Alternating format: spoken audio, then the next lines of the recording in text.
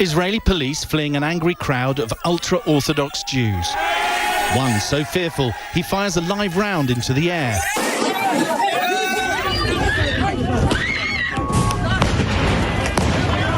Police deployed to the ultra-Orthodox city of Bnei Barak in a show of force amid religious rage at the government's attempts to impose nationwide lockdown rules on the community's schools and synagogues.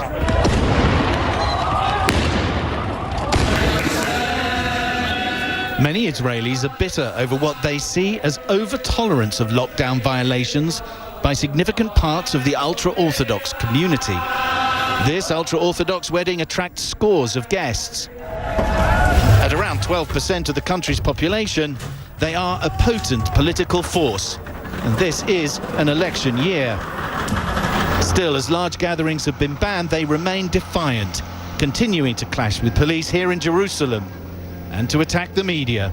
This poster, which has been defaced by local people here, was exhorting them not to take the vaccine, calling it the vaccine of death, a particularly sad term given that the rest of the posters here relate to people who have died, not all necessarily from the COVID pandemic, although the numbers of people inside the ultra-Orthodox community who've died from coronavirus are unusually high.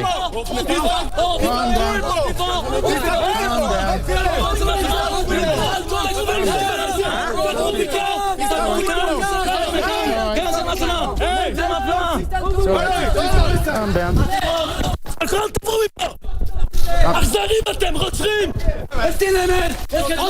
Calm down. Calm down.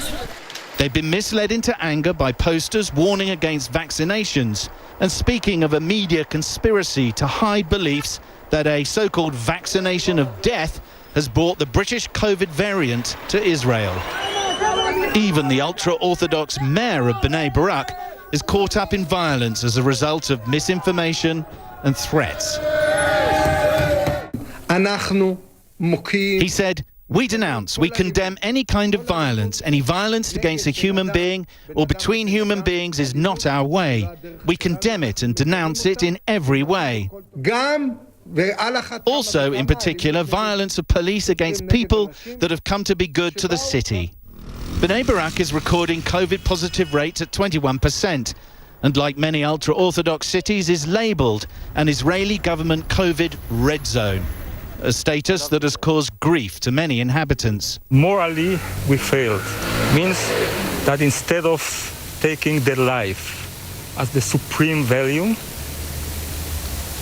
we are often taking the passion of religion as the main value. A view that the very young, at least, would struggle to comprehend.